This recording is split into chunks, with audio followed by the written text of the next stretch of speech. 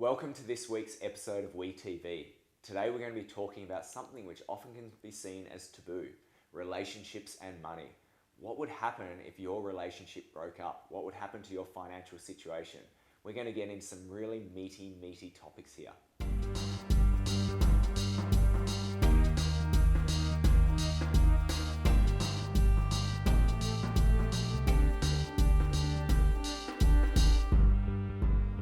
Topic that needs to be discussed but is bloody awkward, and that's relationships.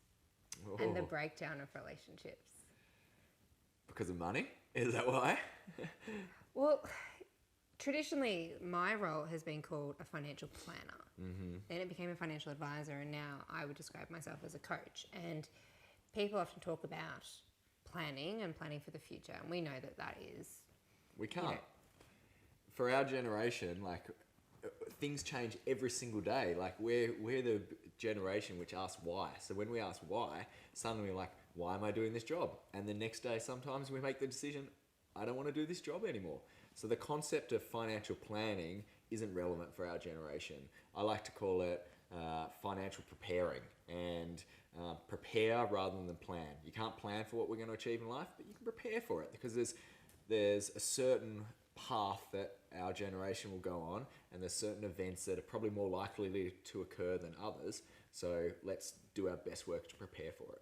And I think relationships, which is what I want to focus on today, can be a force for good or evil when it comes to money. I often see with my members that it can be a deferral tactic, in terms of I will wait until I'm in a relationship. I will do this with my partner at some point. I'm not really sure about this guy I'm seeing right now. I might just put this off until I figure out the answers to that.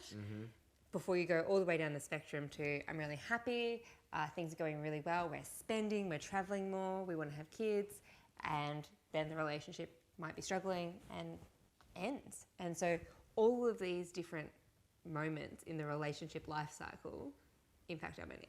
It really does. And if you look at, there's a series of research papers out there that say the primary cause of stress in a relationship is money, and the leading factor for why a relationship broke up was also money again.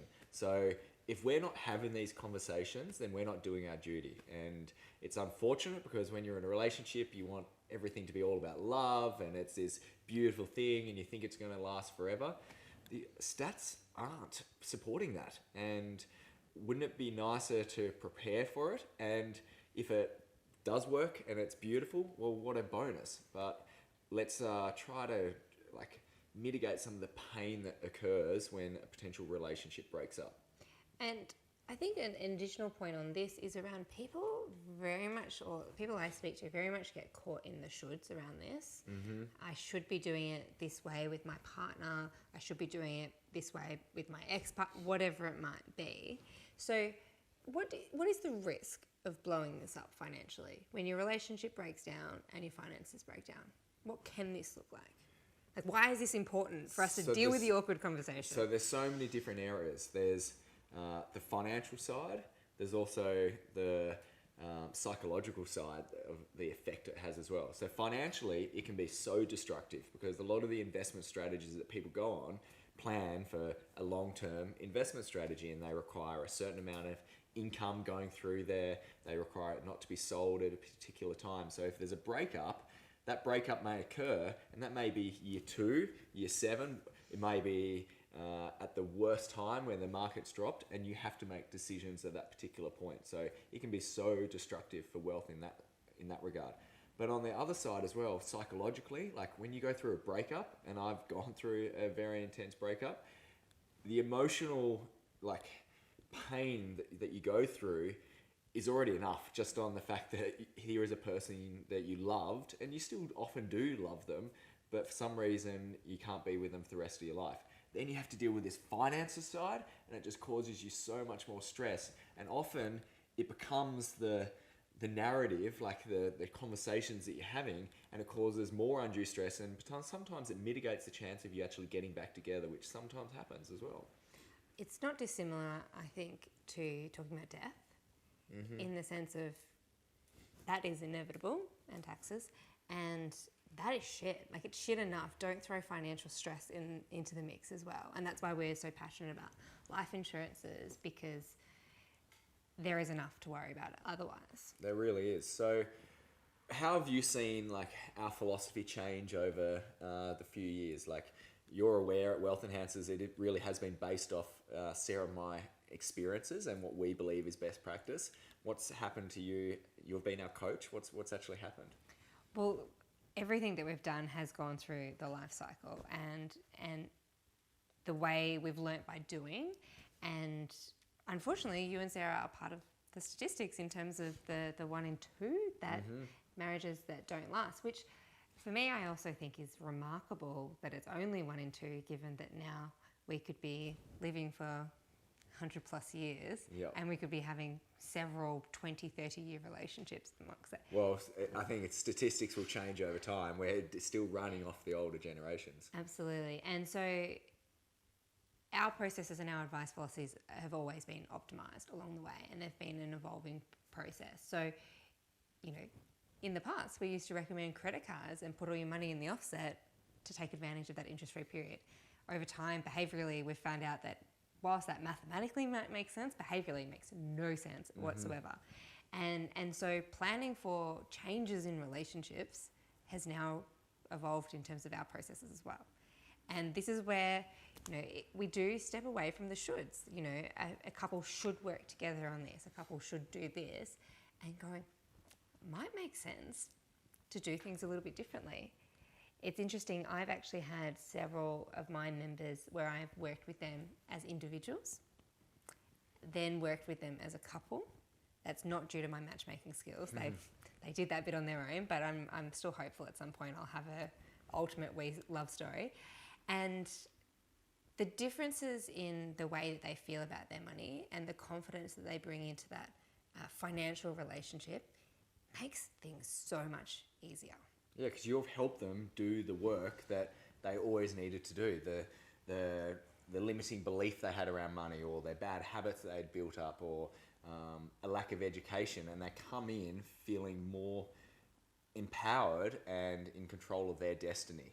And then you can actually combine them and go, well, you have this one behavior and you have this one behavior. There's going to be potential conflict here in the future. So let's prepare for that and actually start having those conversations now when everything is good, because tough conversations are a lot easier when everything's rosy.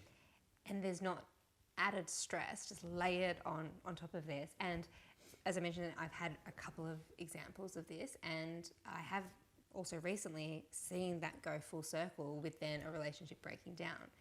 And like you said, there's emotion, there's pain, there is anguish around this, but there hasn't been financial stress, because the financial decoupling has been relatively straightforward. The questions have actually been really pragmatic around who's going to live where, you know, certain bills and stuff that need to be separated. But the process has been so easy, and therefore we can have been focusing our energy and our attention on conversations, which is really like, what does this mean for me? What would I like now? What am I feeling? Rather than, okay, are we going to sell down the share portfolio? How are we going to divide this? It's actually quite stark, the difference. And you've just triggered something for me. Like, I feel in previous generations, unfortunately, just because of the way the gender inequality was happening, a lot of people stayed in very, very unhappy or dangerous relationships because of money, because they didn't know how they were going to support themselves, or what would they do on their own. And we don't want that. Like, we want people to be happy, and just because you were in a relationship doesn't mean it was it might have been the wrong relationship at the start. You may have got that wrong, or it may have changed over time. And you need to be able to have the confidence to go, you know what, I don't need that person, but I want to be with that person. Or I don't need that person, and financially I'm going to be completely fine. So it's just another empowering mechanism for you. And the other layer to this is actually one that we experience on a very much on a day-to-day basis, which is around personal spending. We've spoken a lot about personal spending here. And I do like to give my members 3 choices around this. I say there's 3 different ways we can go about it. There's a 1, 2, or a 3 account system. One account is we share our personal spending. Let's say you and I get $700 a week, goes into our account, we spend what we want. 2-account system is my money, your money. We break that 700 up based off the spirited conversation around who should get what. In my household, I get a little bit more because I do the grocery shopping because we operate on a 2-account structure. Or a 3-account system, which is your money, my money, our money. And all 3 of those systems can work really, really well for different relationships. There isn't necessarily a right or wrong answer, but I'm finding more and more people leaning towards the 2 or 3-account system, which is not around hiding things. It's not around I must be independent. There's a certain practical element of it, but there's also a sense of identity, I think, that does come with saying, like, I would like to do some things on my own. Yeah, I don't want to have to check in and go, are you okay? And there's some also things like we are different, male, female, you, whatever me, it is, we are just different. whoever, we're all different. Every single, like I could have an identical twin brother and we'll be completely different as well. So it's about understanding that we have different likes, different things that we value, and what you might value, the other person might not. And it just breaks down that conflict potentially. It's like you spend whatever you want. You value coffees every day. I can't handle that. I don't want to spend money. However, I appreciate a massage every week, and I don't have to be feeling guilty about that at all. I used to get really annoyed before my husband and I became members at Wealth Enhancers that he was really like frivolous with his spending. He'd go out, maybe once a month or so, and he would just like big night out, lots of money out the door. And I was like, you are so wasteful. I'm so responsible. I'm the saver. You're blowing things up. And we did our budget, and it worked out that I spent more. It's interesting that, isn't it? Through the course of each week, and over the course of a number of months, and said, actually, I don't think I want to change my lifestyle. He didn't want to change his lifestyle, and we just then started going your money, my money, and then we stopped arguing. Yeah, conflict's gone. It was so Nothing simple. had changed at all, and we see this so often. People make assumptions that, that person lives this gregarious lifestyle, and it's because they see them doing a couple of fun things. They're actually not. They're actually very, very responsible most of the time, but there's certain things that they really value, so they're willing to spend more on that. I think this is a really good example of going, there are structures that exist. There's ways of setting up your money that can just simplify things. Mm-hmm. And money, I believe, and my experience as a financial coach, is that people have an assumption that money needs to bring stress. It's like planning weddings. Don't have to be stressful. That's a choice that we make. Mm-hmm. And there are structures and systems that exist for a couple that mean you can engage with your money independently and as a team without stress. What a crazy concept. It's really nice, and it's just a good use of cash flow management through automations, having clear goals which are related to your values, and then having separate money going into different areas.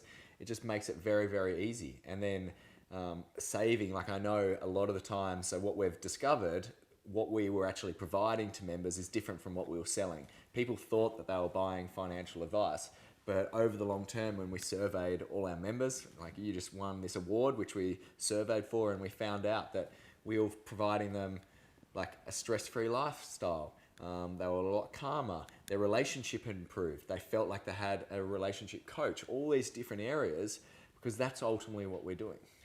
Quite often my role is that of the moderator or the mediator, and certainly engaging with a financial advisor or coach can provide a safe space for people to have a conversation, which is not about, I will need to talk to you about this, but I can talk to Rebecca about it. Mm-hmm. And then you can share your views and she can give us feedback and we can work through this. And we don't go into that attacking defensive mentality. It's like, all right, here's a situation. How can we improve?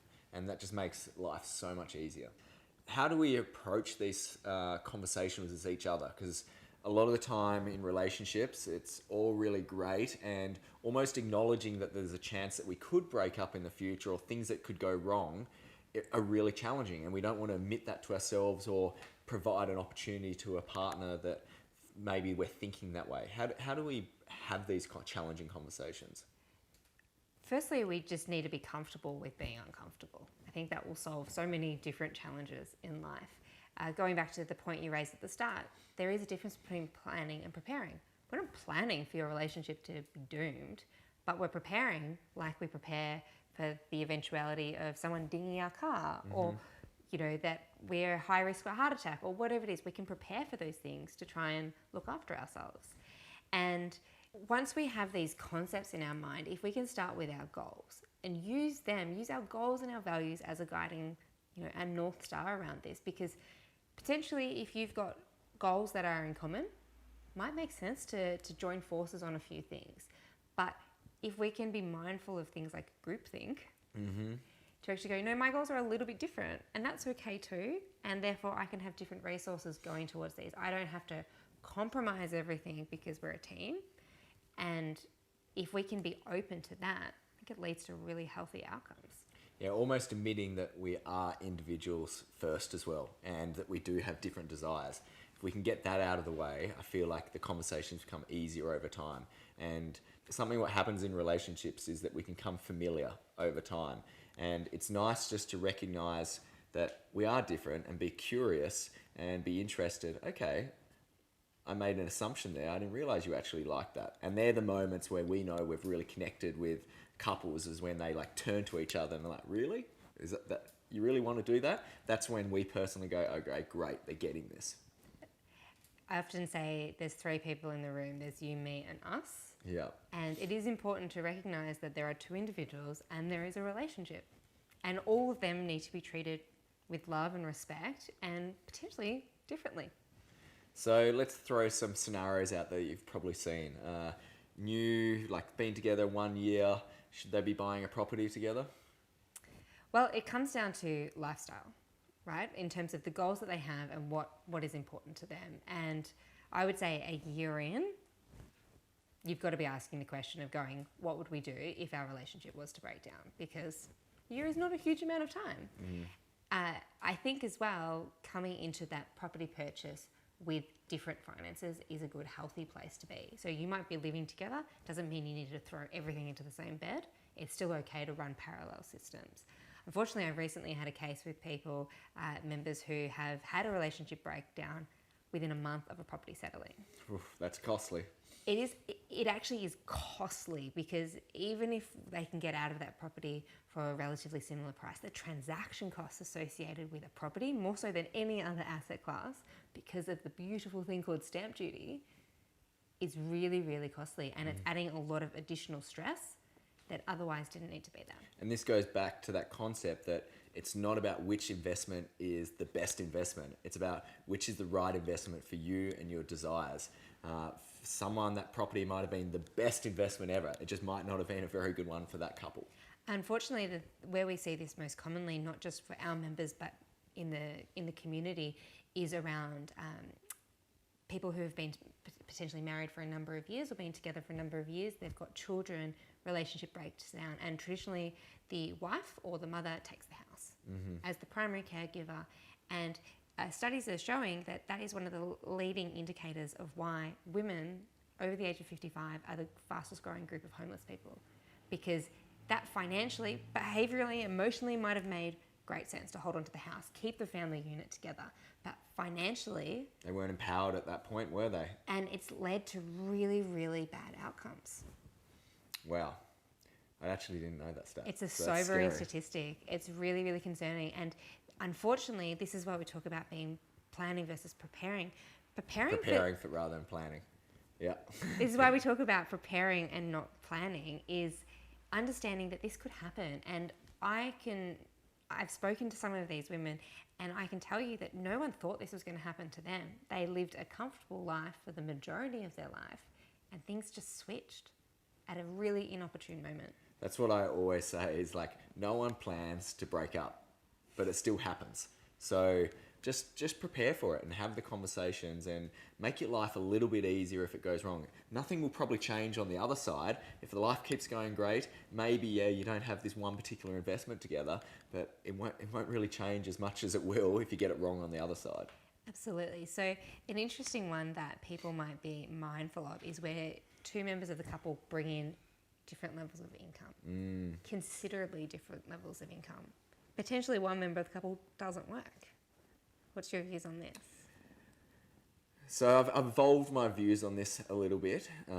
I feel like sometimes actually recognizing what else they bring to the partnership is really important. So take for an example, could be a stay-home dad or stay-home mum, because it's not just stay-home mums anymore. We're seeing a big movement of stay-home dads because a lot of women are earning really good incomes. And it's recognizing... And a lot of dads want to stay at home Yeah, and be wanna the stay primary at home. caregiver. And it's recognizing that, okay, if that's a choice, and what would we have had to use to be able to provide that otherwise, like if by a childcare worker or something like that. So actually allocating a portion of funds to recognize that. And then I still think, having certain amounts of income to yourself is a good thing, and go, I may contribute more to a goal, but it's a conscious choice. It's not a like, we're not just pulling everything there, because we are individuals and we've got to look after ourselves as well.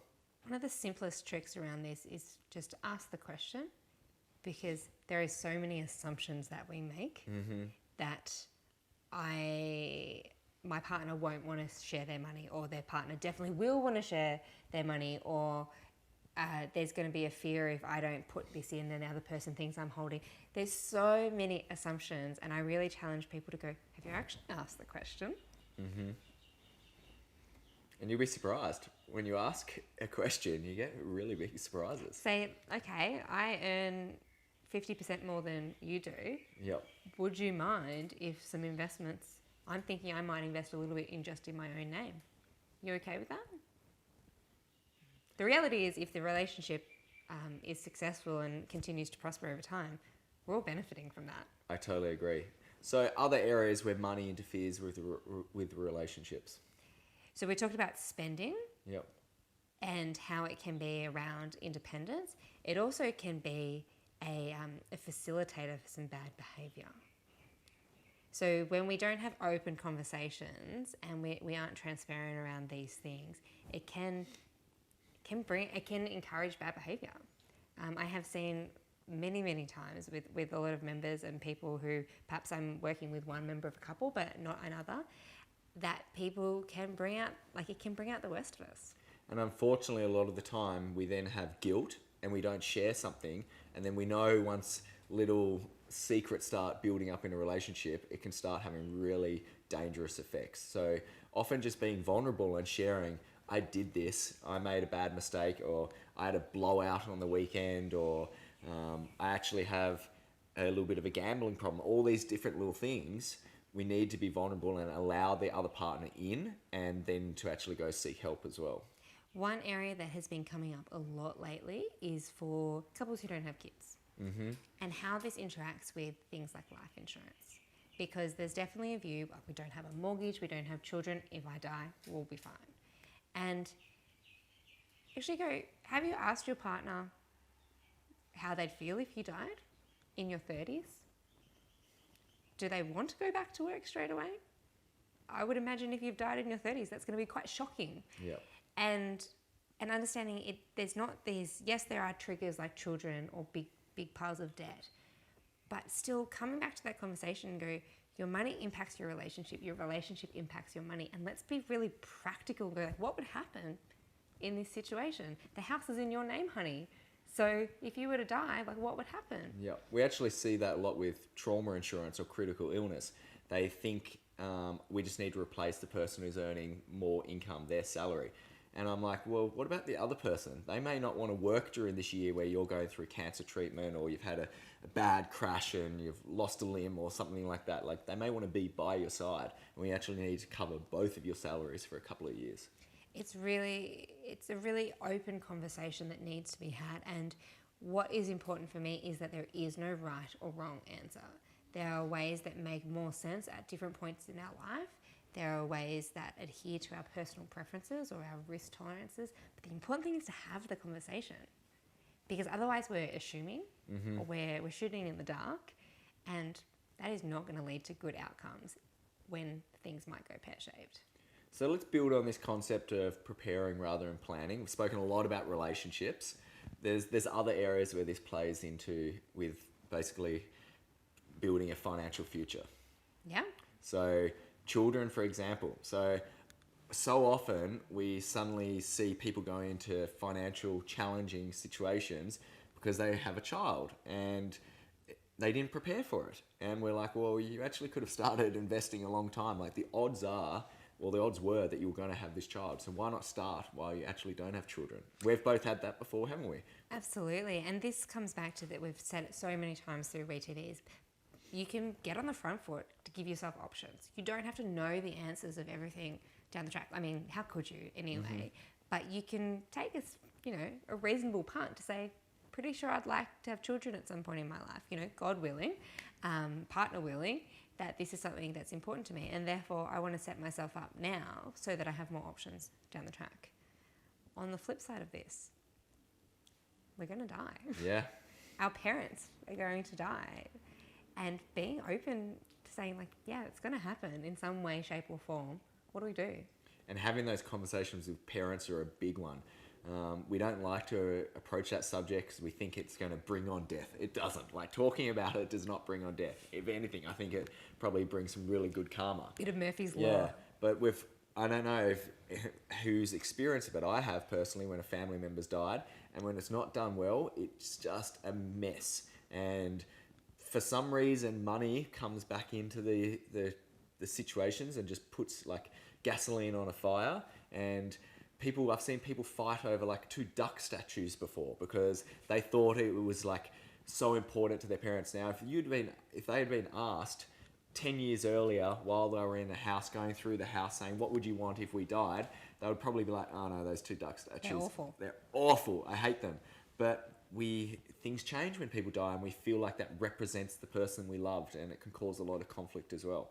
So I really challenge, we used to run a private wealth management company, and we used to recommend to all the people we'd work with is start working out what you're going to be doing with your possessions now. Make things clean, sell, downsize, get rid of all the clutter in your house so people don't fight over silly duck statues.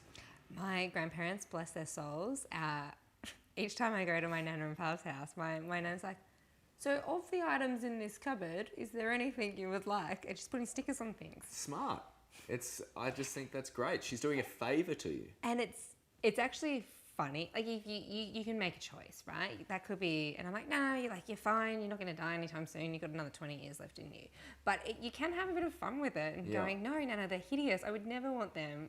Or going, oh, yeah, I like those crystal glasses. And it can be something you can engage with. It goes to the process of setting up a will or a power of attorney. It can be upsetting. We're talking about really, really shit things. But if we know we need to push through that anyway, how can we have a bit of fun with this? If we're talking about, oh yeah, if I fall off the perch, so-and-so will want this, so-and-so will want that. You can, it doesn't have to be a disastrous conversation. No, it doesn't at all. And there's so many other areas where you can build on this preparing for not planning. There's personal insurances. There's being good with our health. There's setting up cash reserve accounts, different investment portfolios. Just start going. What are all the things that could occur in my life? And just going, all right, what do I want to focus on and prepare in that manner? Absolutely. I'm fairly convinced that I'm going to have a heart attack at some point in my life, given my family history. And therefore, it's one of my primary motivators to be fit and healthy and eat well and sleep well and not have too much stress in my life, because I'm trying to push that date out for as long as I can. What are you preparing for, Finn? The apocalypse? Are you one of those people with cans and bottles of water in the basement? I didn't used to think I was a prepper, but I've actually started a little bit just thinking about things, what would happen. Water is the big one for me, actually, with some of the natural disasters that have happened, even in Australia. I think, should I be having water in my house? But it's one of the reasons why I keep myself very fit. I always think, if something goes wrong, I want to be able to actually survive and be ready for that situation. If the Hunger Games was happening, you want to know that you can... Spot on. And it sounds silly, but this type of thought patterns that actually set you up for success in life. Well, we've spoken about this around fasting and how it actually helps in unexpected situations if your body is accustomed to going without food for a period of time. Sets you up well. It's right. Yeah. So right now I'm on a fast. It wasn't a planned fast either. I had back-to-back meetings this morning, and I didn't get to have breakfast. And you thought I'd bring you some food. Yeah, I was hoping you were going to bring me some food, but there was no response. And if I hadn't have been in a way that I've got used to fasting, I wouldn't be able to function right now. But instead, I'm here, I'm functioning, and I know some lunch is on the way. Excellent.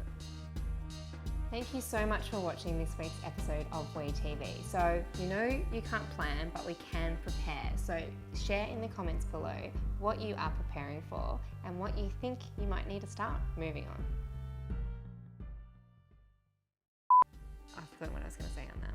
It was going to be brilliant around this too.